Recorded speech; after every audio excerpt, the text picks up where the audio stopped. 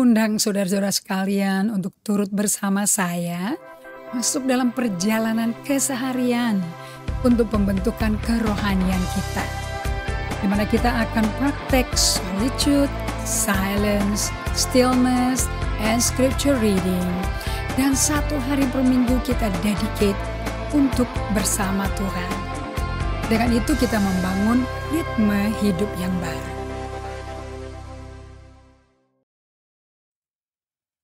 Shalom semuanya teman-teman, Bible Study, sama-sama belajar bersama Ibu Indri ya, Pastor Indri deh. Apa kabar semuanya? This is a great weekend. How did you start your day? Saya penuh ucapan syukur because God is good. Amin. Nah kita mesti tahu merasakan kebaikan Tuhan kayak apa. 1, ada Ibu Triani dari seorang sudah bergabung. That's the goodness of God. Thank you Ibu Triani, sudah on time banget nih. And juga Ibu Livong, salam sejahtera. Rupanya sangat-sangat Ibu rajin mendengar kabar baik dari Tuhan. Mau kenal firman Tuhan ya.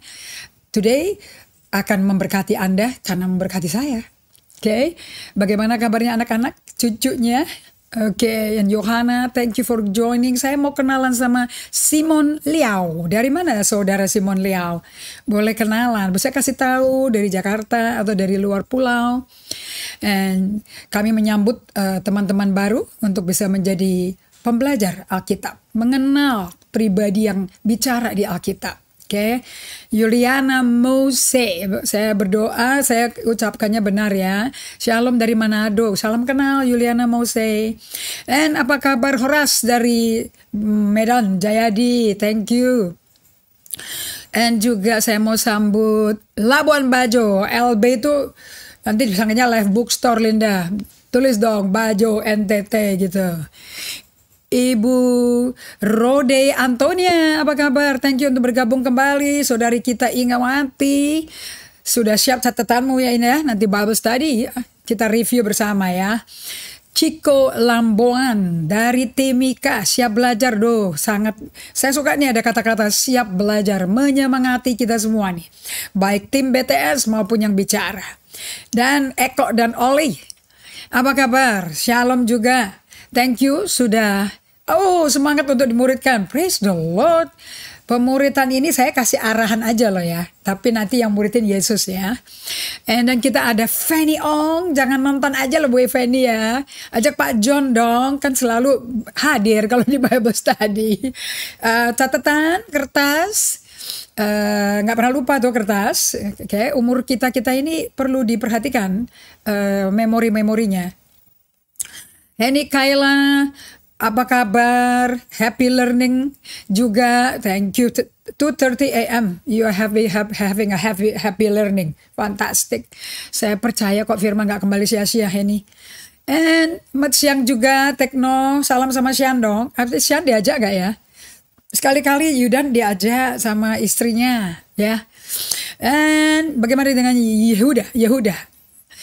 Kemudian wow, dari Labuan Bajo dan Surabaya, Papi, Mami, Pak Handoyo, Ibu Elizabeth, dan semua keluarga dari Surabaya yang ikut hadir dengan nasi kotaknya ya. Untuk belajar firman hari ini saya sambut. Terima kasih untuk catatan, jangan lupa. Antonius Wijaya, shalom. Salam kenal Antonius Wijaya dari kota mana ya? Dan juga Helmi Helena, shalom semua juga. Helmi dari kota mana? Salam kenal. And hai Ibu Rimper. Ibu Tewal Rimper. Apa kabar Joyce Tewal? Itu mesti nama Tewal, saya mesti hafal loh tuh. Oke. Kalau Mr. Leo belum kasih tahu dari mana itu. And ada Erna, thank you untuk belajar juga. Cindy Wijaya dari Cisauk, siap Bible Study ya. Kertas-kertasnya dikumpulin loh untuk catatannya.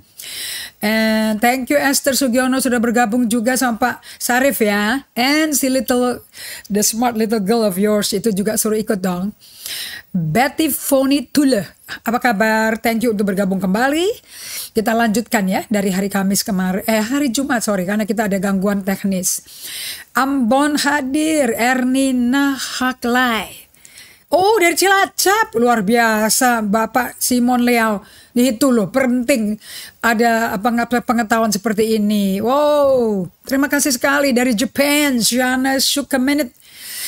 Thank you for joining. Ibu Ratna Juliana Mati, you ready for the Bible study? As always, Rana Simbolon dari Banda Aceh kan? Banda Aceh kan ya, bukan Bana Aceh kan ya? Artinya kecepatan ketiknya itu kan ya.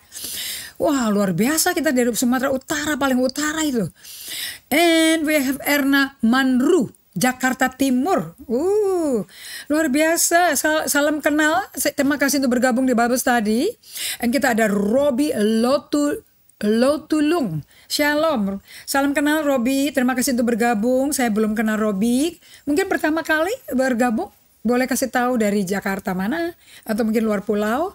And kita ada Horas, ini Novin Nainggolan. Terima kasih bergabung kembali. Dan we have down terus. Antonis Wijaya itu dari mau alami apa saya nggak baca. Oh, dari Depok. Semangat sekali belajarnya. Mana mau ngalami Tuhan. Dia lebih dekat pada nafas dari oksigen di udara ini loh. So you will have. Hai Hong Kong. Ni hama Elizabeth Sukarmi. Kalau Cantonese bukan ni hao ya. Elizabeth Sukarmi siap belajar. Waduh, saya senang sekali. Jam berapa di Hong Kong itu? And Juliana Nababan. Ini dia dari murid Tuhan dari Gunung Sitoli Nias. Thank you so much. Depok siap belajar.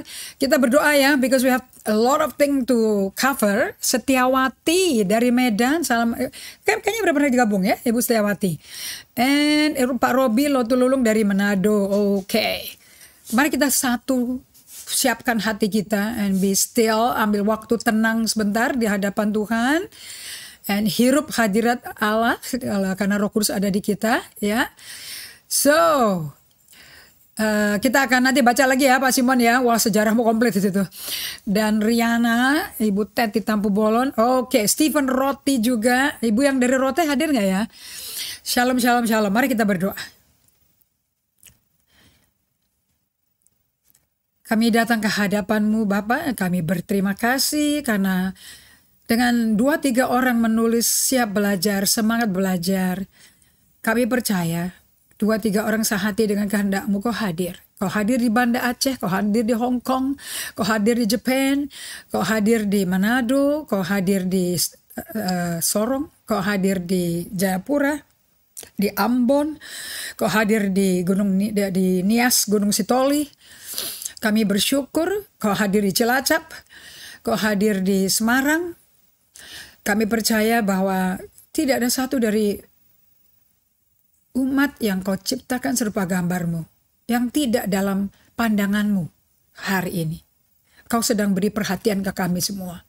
And we thank you untuk hadirat-Mu memenuhi jiwa kami, sebab kami punya guru yang menetap di dalam hati kami, tidak jauh, tetapi buat kami bisa sensitif dan mendengar suaranya. Karena pengajaran dari Ibu Indri terbatas, tapi pengajaran dari Roh Kudus lewat firman yang dibagikan unlimited, bahkan menjadikan kita seperti apa yang dijanjikan. Segala hormat, pujian, kemuliaan kami balikkan kepadamu dalam nama Yesus. Amen. Oke, jam 1 siang dari Hong Kong ya. Alright, Anda semua siap dengan catatannya? Oke, saya mau lanjutkan yang dari hari Kamis. Kita sudah saya sudah bagikan kepada Anda semua bagaimana saya belajar dari bukunya R.C. Sproul. Judul bukunya The Holiness of God. Di situ dia mengajarkan kepada kita semua pembaca, kalau beli bukunya ya, pola bagaimana Allah itu melakukan spiritual formation, pembentukan rohani kita, dari rohani yang kita wariskan dari nenek moyang, sama keluarga kita sendiri, dan situasi sekolah, pendidikan, olahraga, tempat kerja, whatever, okay? Semua itu banyak yang menyentuh hidup kita dengan sidik jari mereka. Ada yang bagus, ada yang gak bagus, whatever it is, but it form you. Tapi begitu Anda dipanggil Yesus, diundang mari follow me, Anda yang masuk kalau ikutin Yesus seperti Yohanes Yakobus sama si Simon bin Yunus, follow him for 3.5 years. Nah, terjadi spiritual formation. Roh mereka dibentuk ulang untuk jadi pengikut Kristus. Oke, supaya mereka nanti Anda tahu semua setelah hari Pentakosta di Kisah Rasul 2, you know all of them, orang 11 murid itu menjadi rasul. And they become apa yang Yesus kerjakan di dalam mereka 3,5 tahun itu. 3,5 tahun plus 40 days, ya kan? Penampakan diri Yesus setelah bangkit dari mati, pertemuan pribadi dengan Petrus di Galilea, di mana dia kembali melakukan yang the old thing, tapi Yesus menyatakan diri kembali mengulangi mujizat, and breakfast sama si Petrus, dan terjadi 3 pertanyaan conversation singkat yang merubah Simon bin Yunus yang pelin-pelan buluh terkulai menjadi batu seperti nubuatan Yesus sendiri di Matius 16:18, dan batu yang ditanam dalam kasih.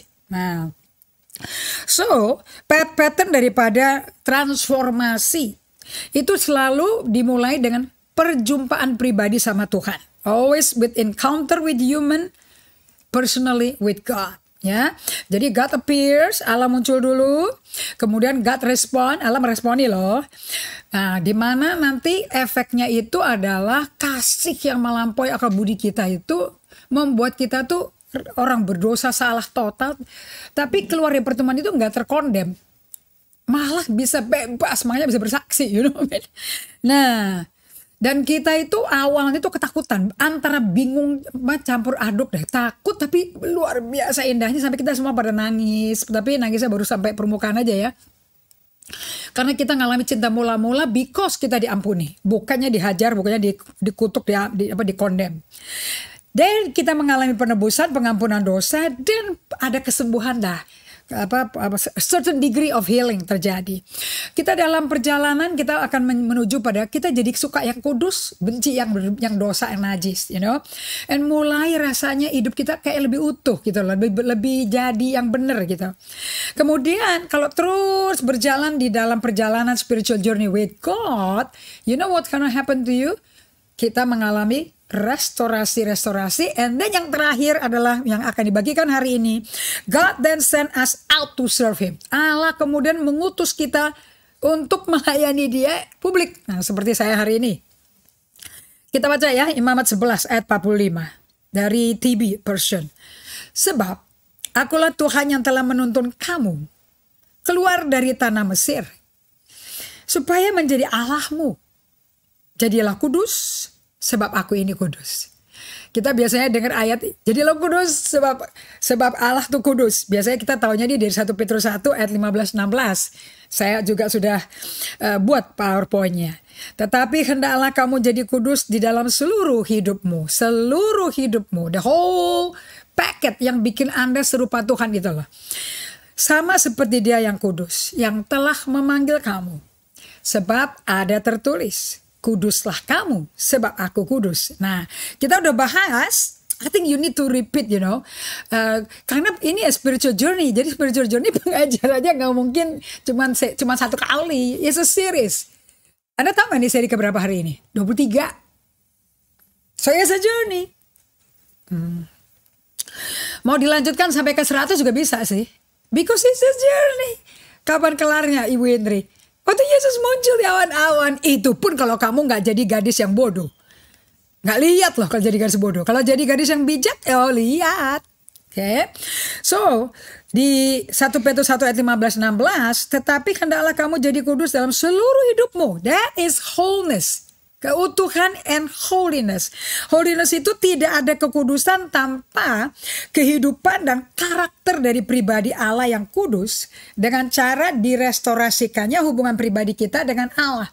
So 1 Petrus 1 ayat 15-16, Imamat 11 ayat 45 dijelaskan di sini bahwa oleh R.C. Sproul dalam bukunya tidak ada kekudusan tanpa kehidupan dan karakter dari pribadi Allah yang kudus dengan cara direstorasikan ke dalam saya dan Anda, dengan direstorasikannya hubungan pribadi Allah dengan kita.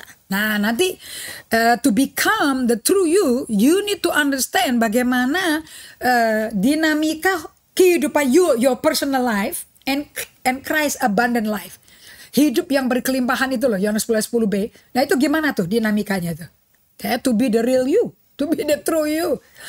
Nah, pemulihan hubungan antara Allah dan manusia berdosa menghasilkan hubungan yang menyembuhkan penyakit yang udah berakar-akar sampai bebuyutan. Nanti Anda yang melahirkan anak-anak zaman COVID, hey Bobby COVID season, tapi jangan bilang COVID baby loh, tuh berarti babymu sakitnya COVID season gitu lah ya. Semua anak yang lahir selama zaman COVID, itu selucu-lucunya, sesehat-sehatnya, tetap lahir sudah dalam dosa. Roma 3:23. All have sinned and fallen short of the glory of God. Semuanya. Dokternya kalau tidak kenal Yesus juga orang berdosa. Nah, itu sakit bebuyutan karena dari lahir udah begitu. Nah, selama spiritual journey itu mau kan waktu lahir baru dihapus kan dosanya kan. Jadi kan lega, nggak tertuduh. Nah, on the way kepada destiny, kita dibuat utuh. Apa tuh dibuat utuh? Supaya penyakit yang bebuyutan berakar-akar dari lahir itu berhenti. Supaya you continuing your spiritual journey with God. Yaitu hubungan bermusuhan yang terputus dari sumber penebus kita, kekasih terbesar jiwa kita. Makanya judulnya pengajaran ini Becoming the Great Lover of God. Kalau Anda direstorasi diutuhkan, you becoming the great lover of God. Kalau waktu lahir baru mulai menjadi kekasih Tuhan. Tapi kan mentok kan, saya juga mentok. Jadi hubungan relasi intim yang dipulihkan antara Allah dan kita, manusia secara serentak, itu menjadi sumber dari kekudusan dan keutuhan kita. Nah remember, Anda dan saya, manusia itu diciptakan untuk hubungan loving union with God. Saya suka kata-kata yang dari Peter Scazzero ini. The purpose daripada menjadi pengikut Kristus, follower of Jesus, is to be in loving union with God. Only then Anda bisa menjadi murid Kristus.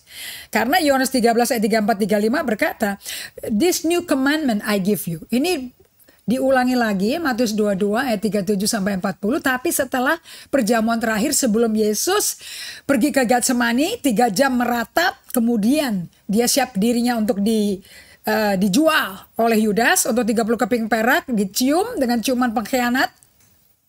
Kemudian untuk menjadi domba Paskah, dia mesti diremukin habis.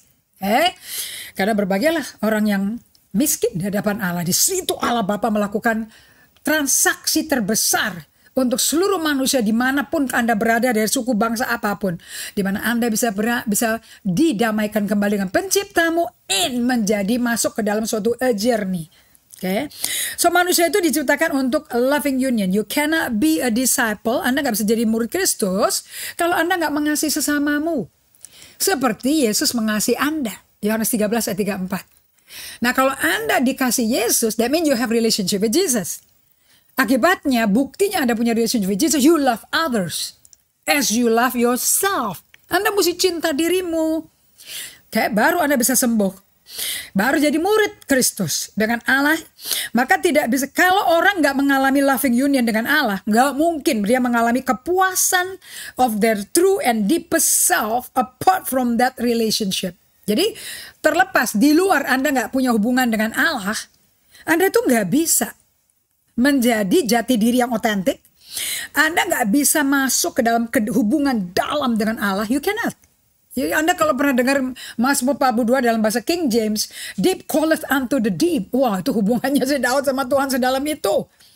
Jadi kekudusan itu, ini fokusnya hubungan dengan Allahnya. Sambil manusia lamanya diformasikan kembali jadi manusia baru.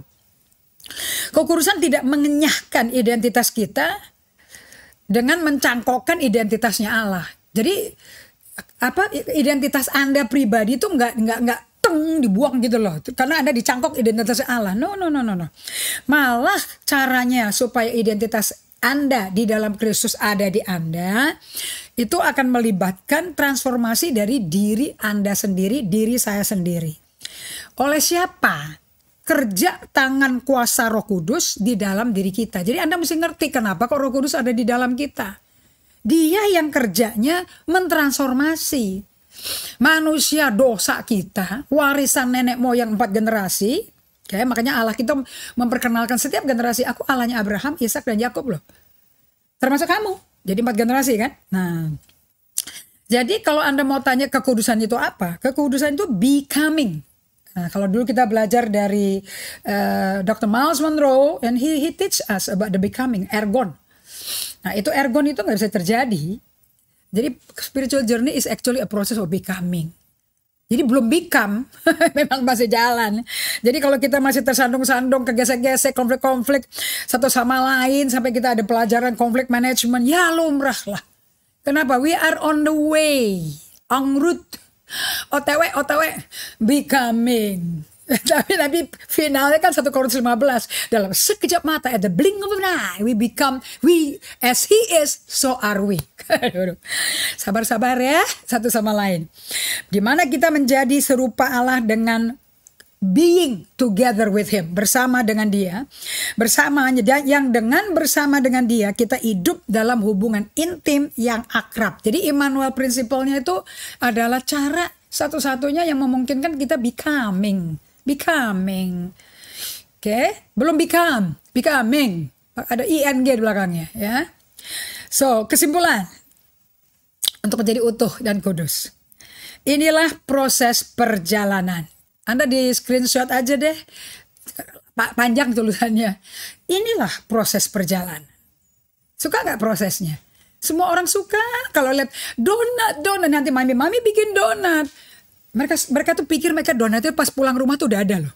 Padahal maminya mesti beli adonannya, ngaduk adonannya, goreng, dikasih gula putih atau meshes, baru bisa nikmat. Kan ada prosesnya. That's the waiting one. That's the spiritual journey. Jadi inilah proses perjalanan jadi utuh dan kudus. Dengan memperoleh Roh Kudus, of course you must be born again. Yohanes 3 ayat 1 sampai 8.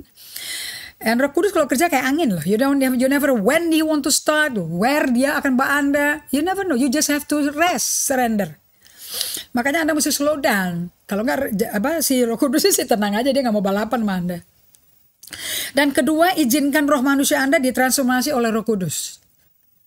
Nah, mengizinkan ini kata sakti buat saya dari bukunya si Peter Scazzero.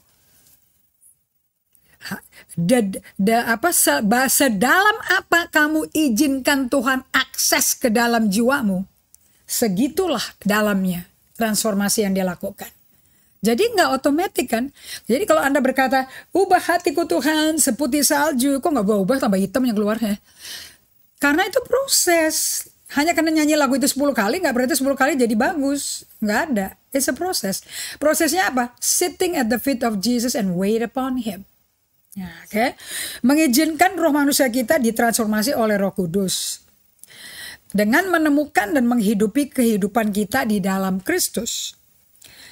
Dan rohnya Kristus adalah kehidupan kita dan roh kita. Anda ngerti gak sih? Anda mesti bikin sampai mengalami pengalaman. Roh Kristus itu menjadi rohmu.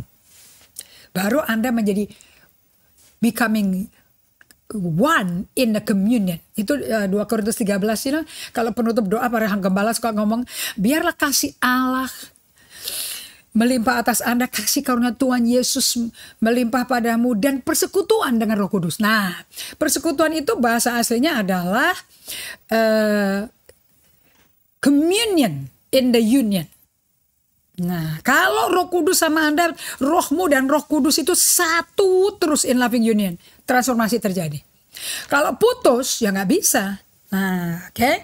So saya mau Anda mengerti pelajaran ini hari ini supaya saya bisa masuk ke dalam tujuan daripada goal daripada spiritual journey. Satu, dari lahir baru, cinta mula-mula. Nah, yang bagian yang kedua ini yang repot. Yang actually saya waktu itu vakum gagal, itu di bagian menjadi utuh dan kudus. Which is a spiritual journey. That's why daily office, day by day, ini nggak bisa kalau nggak diajakin. Slowing down untuk berada bersama Tuhan di kaki Yesus. Nggak bisa. Anda nggak bisa jadi orang rohani. You will never have a relationship with God kalau nggak slow down. Ya, kalau enggak Anda cuma jadi Kristen yang gunung es. Nah, ada gunung es yang bisa dikeluarin lagi deh. Gunung es itu 10% kelihatan, 90% nggak kelihatan sama sekali. Nah, yang 10% itu kelihatan nih. Kalau saya khotbah nih 10%-nya saya nih. Tapi Anda kan nggak lihat saya doa kan? Nah, problemnya dari generasi sekarang, orang-orang yang pengikut Kristus, terutama di PSBB atau yang menjadi PPKM ini ya, ternyata banyak orang Kristen yang nggak suka doa. Dan doa itu perlu diajak doa. But it's not a lifestyle, ini bukan kayak gaya hidup. Nah, doa is actually is a relationship with God. Apa sih doa? Kan dialog sama Tuhan. Why is it so difficult to pray? Karena Anda Kristen 10% itu. You are that little iceberg. Nah, kalau Anda tuh 10%-nya di atas doa, ya Anda bisa pupur, cantik, pakai Alkitab tebal, you read Bible, highlight semuanya. Tapi itu kan yang dilihat orang. Nah sekarang pada waktu terjadi problem, terjadi pengkhianatan, terjadi penipuan, kebohongan. This book, untuk orang-orang yang mau ikut belajar ini, ada ya kursusnya, ada bukunya. EHS Iceberg Course, workbooknya ada. But you cannot do that workbook kalau tidak baca dulu bab 1, bab 2, bab 3. You cannot start. You have to read it first. Karena kalau enggak Anda ngapain melakukan perjalanan menuju kesehatan emosi kalau Anda nggak tahu Anda seperti apa, Anda tuh siapa sekarang. Oke, Anda suka nggak dengan Anda sekarang? Kalau, saya mau bisa ngomong kayak Allah loh. Musa bertanya di Keluaran 2 dan Keluaran 3, nanti aku ngomongnya siapa kamu yang nyuruh-nyuruh aku bawa orang Israel keluar dari Mesir. Ketemu Firaun, gila. Nanti aku ngomong siapa yang suruh. Nomor 1 aku mesti ngomong dulu dong sama orang Israel dulu loh, sebelum ketemu si Firaun loh. Aku perkenalkannya apa? I am that I am. Bahasa Indonesia aja, mantap. Kamu mau tahu aku siapa? Aku ya aku. Yang kenalnya kamu adalah kamu tuh gimana? Ya kamu ikut aku. Baru kamu kenalan. So you cannot know God until you're walking with God. Oke, nah Anda perlu caranya Anda mengenal diri Anda utuh, itu Anda mengizinkan Tuhan masuk ke bongkah gunung es yang bawah. Nah itu baru kelihatan kalau Anda ketabrak-tabrak. Kalau ada bencana, kalau ada setback, kalau ada masalah. Nah waktu masalah terjadi, what do you do with that masalah? You fight, flee, freeze, atau kalau Anda muridnya gunung es ini untuk menjadi emosi sehat, you actually slow down. Gak apa-apa ada problem masalah mau dikhianati, digosipin, diprasangka praduga, Anda salah total, blak-blakan di mata orang udah salah total ya.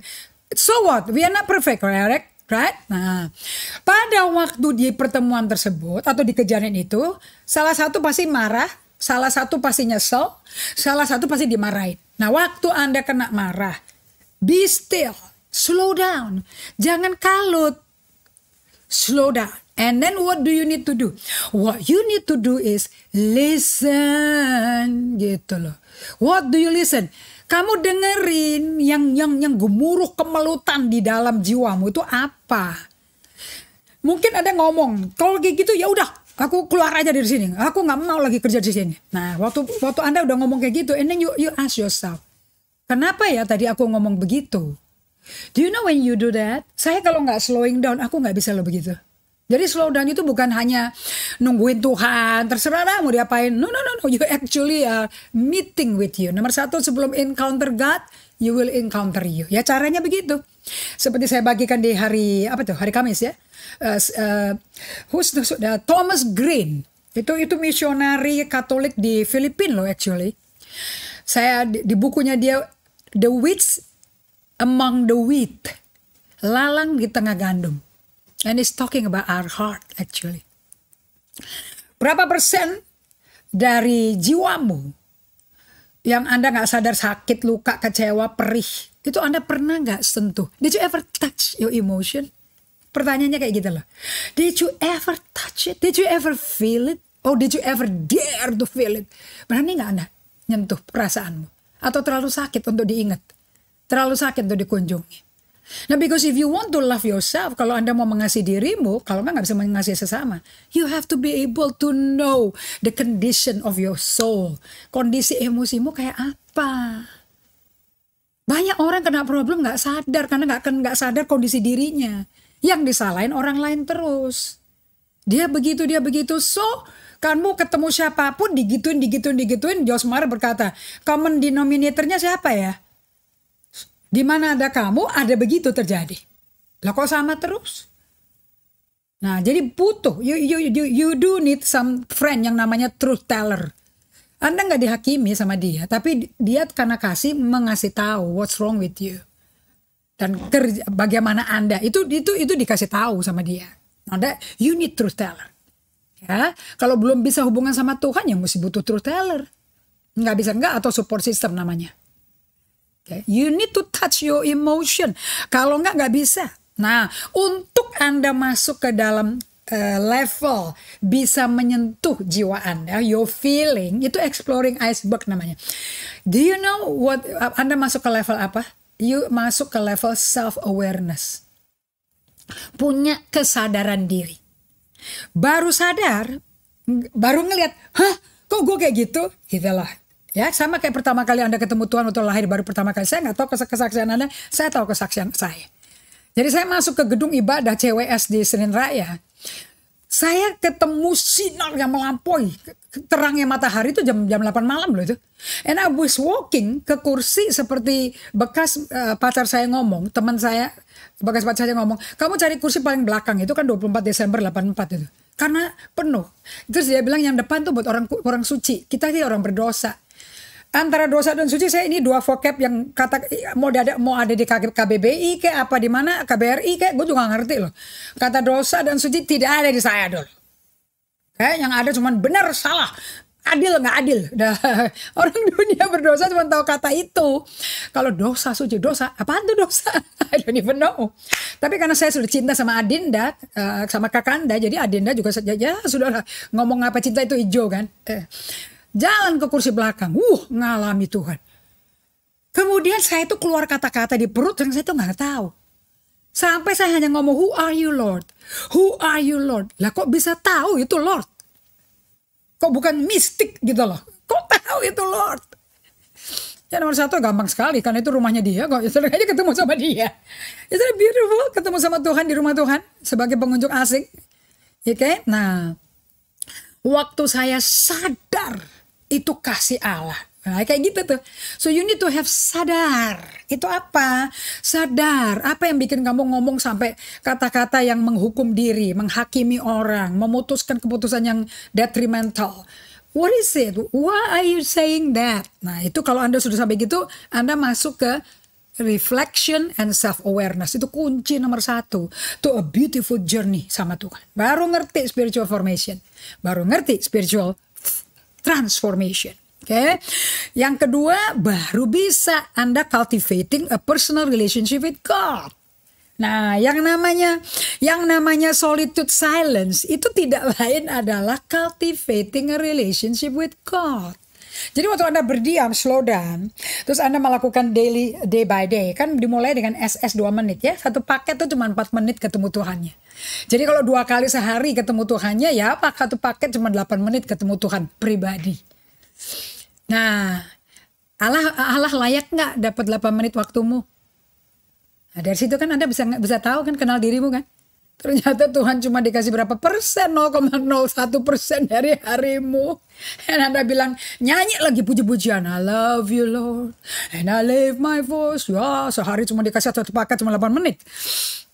Okay? So when you slow down, then you can start thinking. Ini kedengeran nih suara-suara kayak gini. Ya aku kok cuma kasih 4 menit ya di pagi hari buat Tuhan. Malamnya 4 menit. Aduh kasihan deh Tuhan. You don't ini kita nyanyinya, you deserve the glory. Terus Tuhan berkata, for 8 minutes, sehari dalam hari kesibukanmu. Kan aneh kan? And kita nyanyi lagu, for you are great, really, you only give me 8 dibanding 60 menit. Bagaimana you know my greatness? Bisa saudara, mau 1 detik pun Anda akan ketemu greatnessnya dia. But you cannot enjoy it until you have solitude silence. And slow down. Waduh, menjadi pelan itu penting sekali. Saya punya pengalaman ini and I'm enjoying apa yang saya ajarkan. Jadi saya ngalami hubungan kerja dengan seseorang. And I found hurried life. Kehidupan yang keburu-buru. I found impatience, ketidaksabaran. I found cara kerja yang asal jadi. Asal beres. Dan cepet diberesin dong, cepet dibayar. Karena pada waktu saya ada pertemuan, saya mendengar diri saya. Was I angry? Was I flaring in my voice waktu ngomong? Karena kan tujuannya kan untuk membawa kejelasan supaya ada hubungan yang baik. Jadi ada hubungan kita tetap tidak rusak walaupun kerjaan nggak masih perlu dijajaki. Masih ada ketidaktelitian. Nah, saya kepingin tahu ketidaktelitiannya sejauh mana. Kasian kan ya, kalau nggak orang salah terus gitu loh. Tapi yang Tuhan ajarkan saya tadi pagi is, no, I want you to see you, not see others. And so I see myself, oh aku masih ada kesel, kekecewaan. And I'm not really slowing down, karena saya impatient. Karena kepingin orang ngerti cepet. Makanya saya ulang, kamu nangkap nggak? Kamu nangkap nggak? Actually I was too fast kalau udah ngomong kayak begitu. Makanya orangnya mungkin dia kikuk sama saya, you never know. Okay, so slowing down, solitude and silence itu penting. And then you have truth teller. Okay, nah satu kesaksian dari satu pastornya si Peter Scarsero, dia punya kesaksian. He's a Korean American. And dia punya anak yang tertua 8 tahun, kalau ada adik-adiknya. Kalau sama adik-adiknya kecil-kecil dia cium-cium. Tapi kalau udah sama yang paling gede ini, nafsunya, emosinya tinggi. And so anak ini nggak gitu bagus di sekolah dalam math maupun English. Mind you ya, jadi Korean family loh. Jadi kalau pulang sekolahnya anak ini dari awalnya bilang, Daddy, please sit with me, do the math homework together. Dari seneng sampai bapaknya habis akal ngajarin anaknya salah melulu. Jadi buku PR-nya tuh selalu agak lembek-lembek karena penuh air mata. Dan suatu hari dia ada masa ujian, dan hasilnya dapat 70. Wah, nggak diterima bapaknya, marah dia. Kemudian dia kesal sekali, sampai itu anak kalau disuruh bikin PR sama bapaknya udah nggak mau lagi. Bahkan untuk ketemu bapaknya udah malas. 8 years old. So suatu hari dia pergi ke truth tellernya, teman-teman untuk support systemnya. Dia bilang, kamu ada lihat apa sih nggak sih di gue?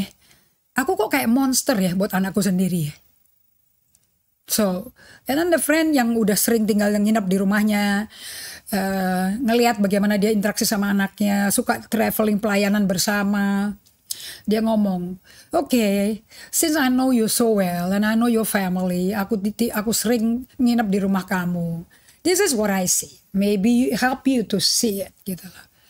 Kamu kalau sama si Catherine ini, anak kamu yang paling tua, kamu nggak seperti sama adik-adiknya, si Kayla sama si Kaylee. Kalau sama Kayla Kaylee kamu cium-cium gitu loh. Tapi kalau sama si Catherine ini kamu nggak peluk. You don't even kiss her. Ya terang dong, kan dia udah gede kok. Nanti kan rasanya aneh buat dia.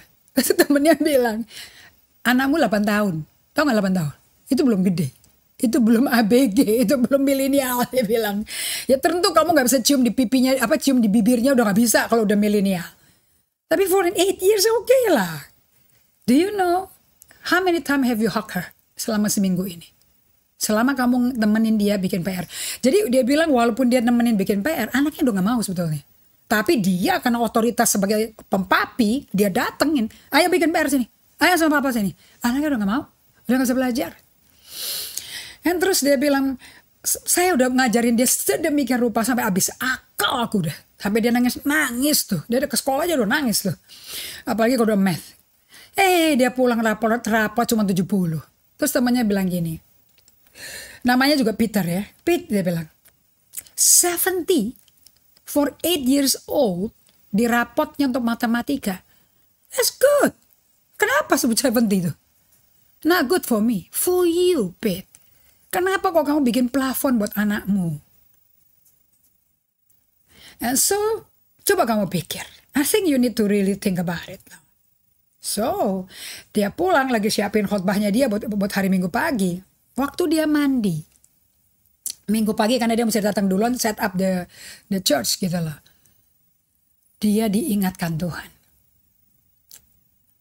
Dikasih gambaran sampai dia tersungkur di bawah air shower di kaki Tuhan. Dia lihat dirinya, dia baru sadar. Dia reflecting monsternya dia ke anak kecil. Ya kenapa kok 8 tahun aku anggap sudah mesti yang ngerti. Padahal dia 8 tahun, masih fragile, tender age. And I never hug her. Di situ dia nangis remuk dan dia sharing. Peremukan adalah awal daripada spiritual formation. Yang meremukkan kamu hanya bisa Tuhan. Hanya dia bisa nyadarin kamu. Anda gak bisa remukin secara pribadi, gak bisa. Masalah, pengkhianatan, problem, dilema apapun yang Anda alami, itu tujuannya bagus. You know, harus saya baca dari catatannya si Dallas Willard. Bagus sekali. Dia ngomong kayak gini nih. Adanya masalah, saya dari foto nih. Defeats, failure, setback, even betrayal. Kekalahan, kegagalan, segala berantakanlah, kemunduran dan pengkhianatan. Semua ini, all these are treasures. Ini adalah, kalau Anda nggak DBD dan slow down, nggak bisa ngerti ini. Ini semua harta kekayaan loh. Set by God as expression of His great love. Dikirim sama Tuhan sebagai ekspresi cintanya. Kenapa? Because dia ngomong untuk Anda bisa hidup bahagia sebagai warga negara kerajaan surga. Dia ngomong apa? Matius 5 ayat 3. Blessed are those who are poor in spirit. Poor in spirit itu sama dengan brokenness. Remuk. Remuknya insan, keluarnya roh. Dan hanya Tuhan dan hanya kesulitan bisa bikin Anda remuk. So don't hate problem. Don't hate perlakuan orang yang jahat sama kamu. Kecurangan apapun. Don't hate. That's the treasure from God. Because melalui keremukan itu, and only that problem kan bikin Anda remuk. You encounter God. And that kan kembali kan ke pattern dari R.C. Sproul tadi. Encounter God, you become fear because you see your mistake, your sin, and you repent, you are redeemed. Anda ditebus, and Anda masuk dalam perjalanan hubungan dengan Tuhan, menjadi utuh dan menjadi kudus. Then you find the true you. Nah, itu perjalanan itu mesti ngerti.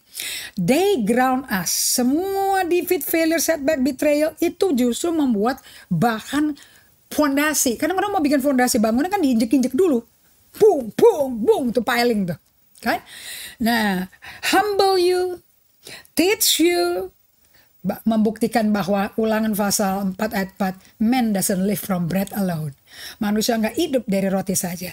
But you live by the word that is spoken proceeding from the mouth of the Father. Dari mulut Allah Bapa. So let alone something as ephemeral as worldly popularity. Udah deh, tinggalin dah. Kau kena bencana pasti ada nggak beres sama kamu, ada dosa ya. Udah deh, nggak terkenal sama dunia, nggak apa-apa, nggak usah pikirin. How else will we know our crucified God? Bagaimana kita bisa tahu juru selamat yang disalibkan kita? How do you feel penderitaan Yesus di kayu salib? Kalau you never feel suffering and pain. In that suffering and pain, Anda akan mengalami keremukan. Poor in spirit. To being through setback and difficulty, you become poor in spirit. Nah ini ya, jadi reflection, self-awareness, Anda cultivating personal relationship with God, masuk ke dalam perjalanan menjadi utuh dan kudus, karakter Kristusnya masuk. Kemudian Anda remuk karena problem-problem yang Anda hadapi. Itu adalah treasure from God. Karena tanpa Anda remuk, dia nggak bisa bejananya tanah liat Tuhan nggak bisa dibentuk kalau kita nggak remuk. Kan baca Yeremia 18. Memang kita mesti diremukin kok. Oke, nah sekarang dengan Anda ngalami seperti ini, it's so beautiful.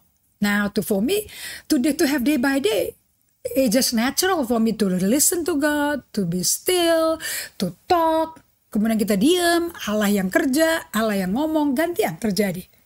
Oke, nah sekarang ini membawa kita kemana? Kita akan dibawa ke menjadi diri kita. You will find your true self. Nah, becoming our true self in Christ. Untuk mengerti becoming your true self, kuncinya tuh ngerti isi perjanjian baru. Why the New Testament? Setelah perjanjian lama kelar, and why the New Testament?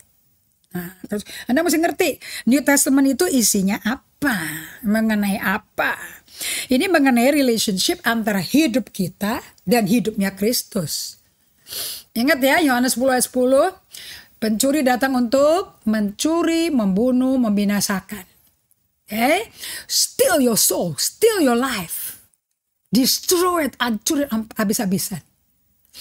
And binasakan until you murtad, putus hubungan sama Tuhan. Bad God. Nah, mesti ada bad God-nya tuh. I come. Kenapa itu disambung? Waktu Anda ancur-ancuran sama si kerjaan si iblis, nggak apa-apa, because it's a treasure. Jadi setannya bilang, gue hancurin, tapi Allah berkata, that's my treasure. Because tanpa remuk, Anda nggak bisa diapa-apain. You don't want to change. Nggak mau ada terlibat-terlibat, takut trauma. Jadi secondary emotion kamu, jadi karaktermu yang kedua tuh. Okay?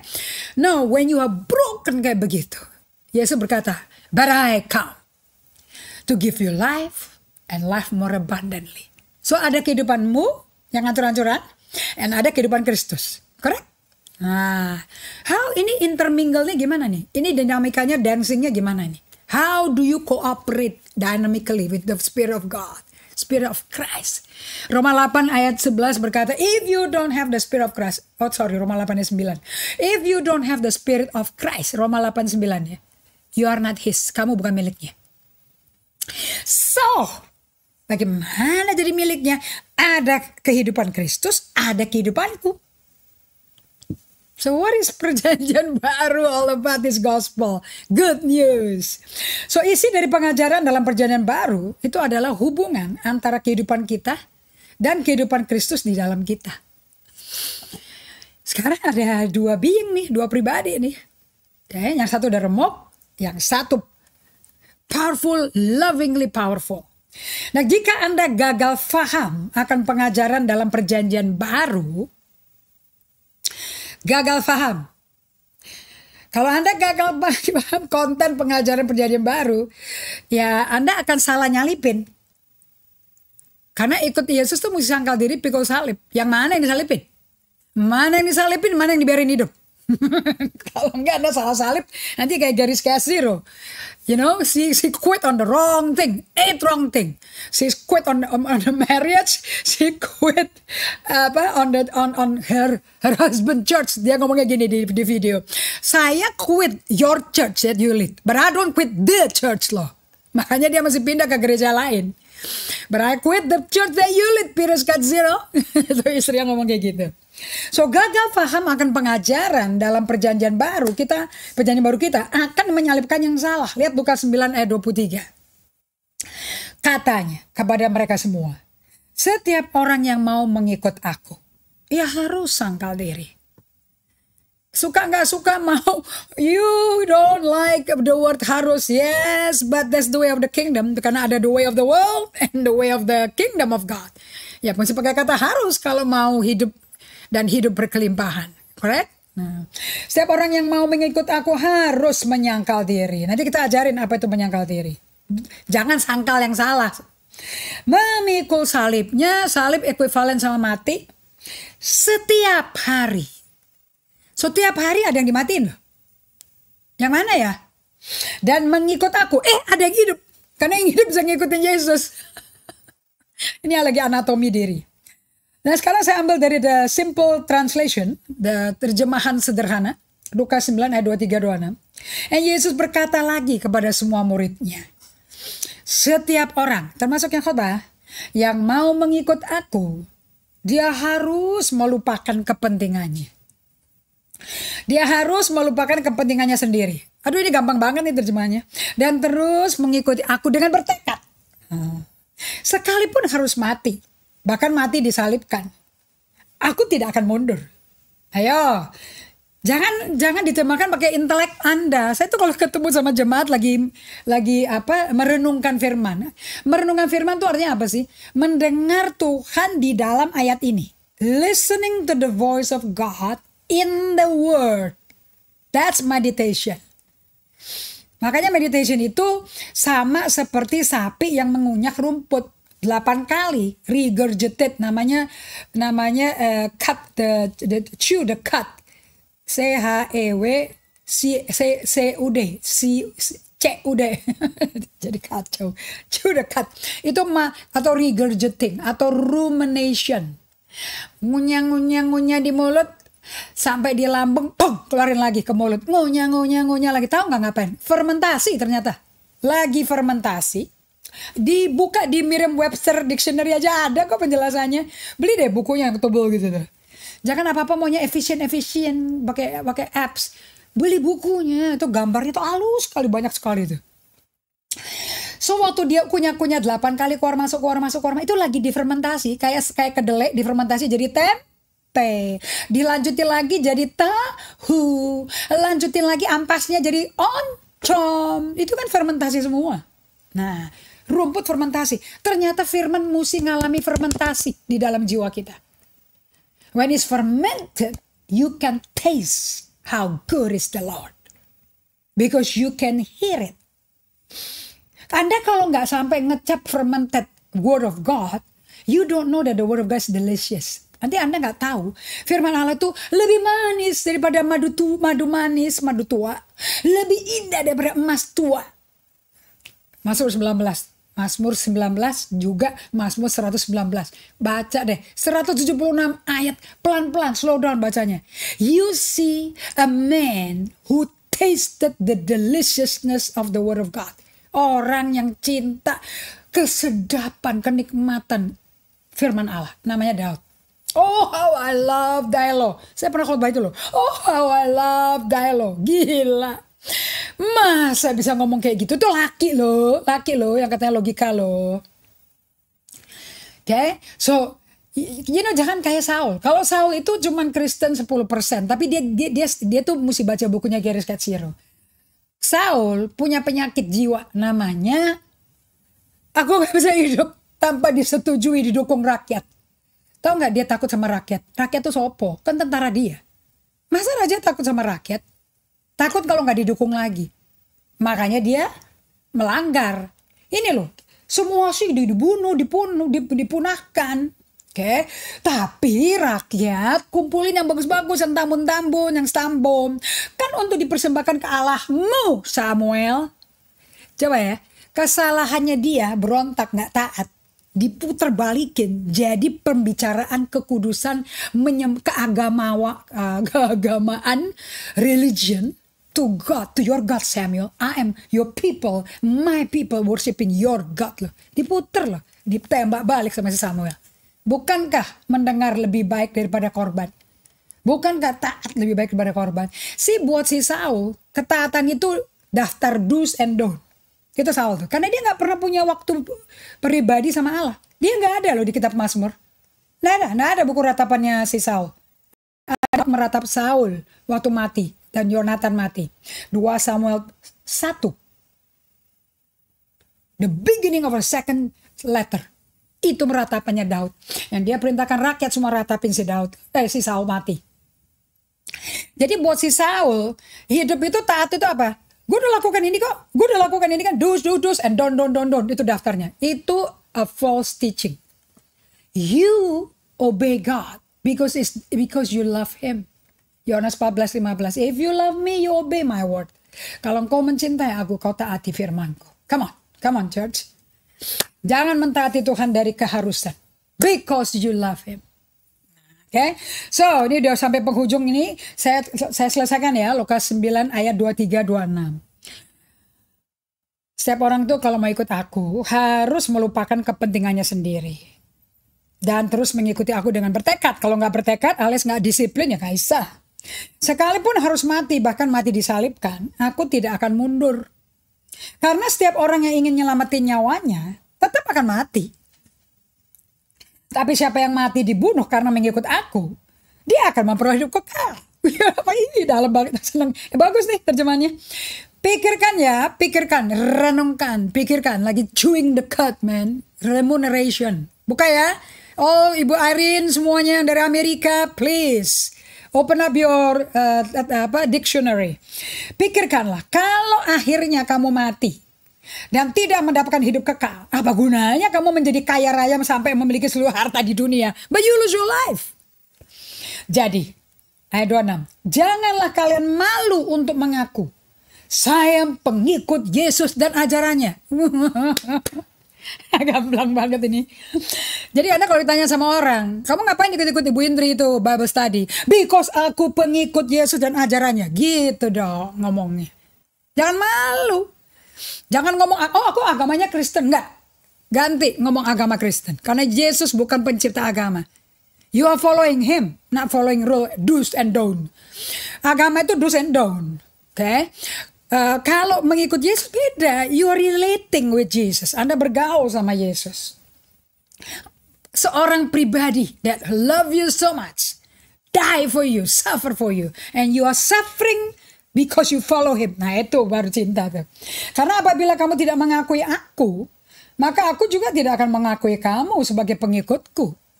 Waktu aku datang dalam kemuliaan sang manusia dan kemuliaan Allah Bapa. So he is coming back sebagai sang mulia loh. He is coming back. Diiringi semarak para malaikat. Nah, saya mau kasih tahu pada Anda semuanya. Pikirin ya, as God says pikirkan, Jesus saya pikirkan. Kalau akhirnya kamu mati, kenapa kok kamu mati? Because kamu mau ngikutin kepentinganmu sendiri aja. You can follow. Saya bisa loh melakukan khotbah kayak begini Bible study for my own kepentingan. Bisa. Kenapa gak bisa? Aku dapat persembahan misalnya. Aku dapat nafkahku terpenuhi. Aku dapat pengikut, follower, ye. Jadi terkenal.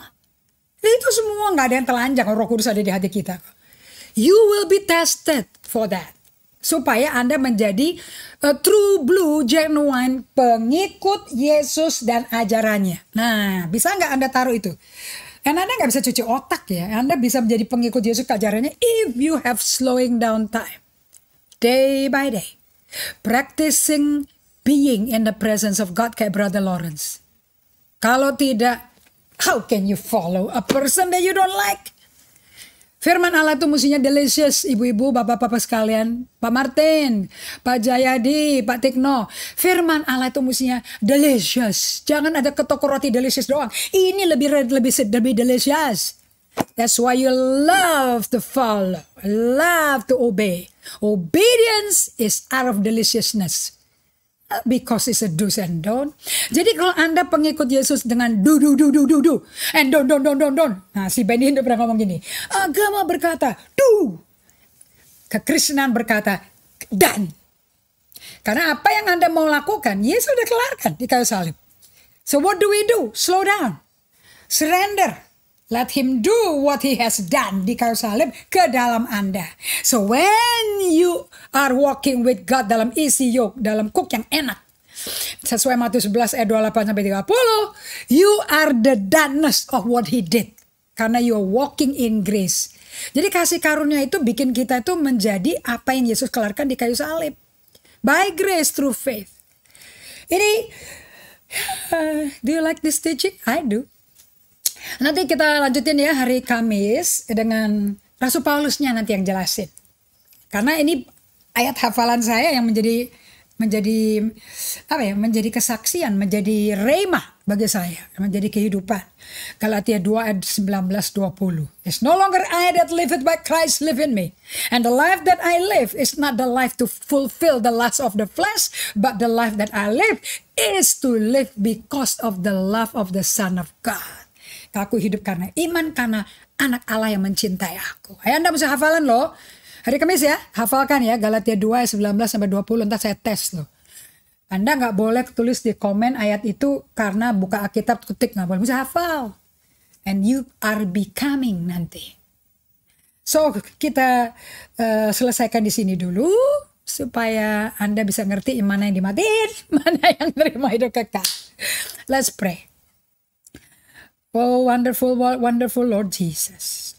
Terima kasih untuk the rhythm of life dengan slowing down. We thank you Lord. To feel us, to touch our emotion, and to know, to experience the hand of God. Untuk matiin bagian yang maunya kepentinganku sendiri. And just and yielding kepada kehendak Allah. Dan tahu kehendak Allah. Lord thank you untuk apa yang kau gambarkan, wahyukan. Biar setiap umatmu merenungkan kembali setelah makan siang ini. Di dalam nama Yesus Kristus, kemuliaan kejayaan bagimu. Amin. Oke, saya berdoa bahwa apa yang dibagikan ini, yay JJ, your baby is so healthy, thank you. You are listening well at this hour, we appreciate you so much. Sangat-sangat kami hargai loh. Seluruh tim BTS Bible Study, seluruh keluarga Bible Study saying thank you for saying what you're saying. Ibu Jos, Tewal, thank you. Pak Tikno, Pak Uyung, mohon dihidupin ya. Satu hal melayani, tapi kita nggak mau jadi Kristen 10%, kita mau yang 90%. Yang dijamah Tuhan. Okay. Alin Lorawati Singal, praise the Lord. Salam kenal ya, Alin Lorawati. Dari mana ya? Jakarta ya. Thank you Uti udah mendengarkan. Manix Kindangan, Meirini Arbi dari Manado. Wow, salam kenal semuanya. Oke, Linda, kamu kasih kesaksian. Bagaimana dong pengajar-pengajar ini berbicara ke kamu ya? And it's a journey, don't worry about it. It's slow work. Pekerjaannya slow tapi jadi ada manifest hasilnya dalam waktu yang tak terduga karena kita lakukannya day by day. That's the only yang akan menghasilkan efek. So we have Evita Tomasoa dari kota mana Ibu Evita? And ada yang dari Timika juga tadi ya. And kita mengucapkan terima kasih untuk Ibu Ratna Yuliamati yang juga mencatat semua catatan ini. Kita ketemu hari Kamis jam 5 sore. And we will be learning how to become the true us. Caranya Tuhan. Okay? You have a good weekend. And kita ketemu lagi hari Minggu pagi ya, besok ya. Jam 8.30. Siapkan perjamuan suci. Oke? Hana Christian, apa kabar? Bu Hana, udah lama gak kedengeran. Kartini Anggit dari Kalimantan Timur. Wow, Benyamin, Ernie, Nahaklai dari Ambon ya. Praise the Lord, we love you. Ibu Nur. Oke, sayonara, sampai kita jumpa lagi hari Kamis jam 5 sore. Bye.